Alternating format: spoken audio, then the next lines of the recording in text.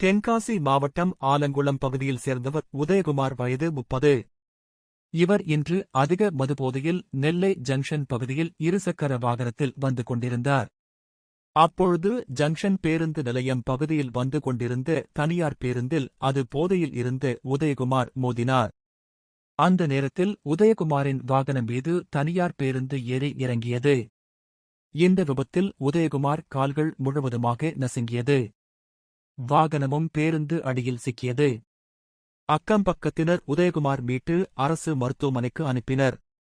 தகவல் அறிந்த போக்குவரத்து காவல்துறையினர் விபத்து நடந்த பகுதிக்கு வந்து உதயகுமாரின் வாகனத்தை மீட்கும் பணியில் ஈடுபட்டனர்.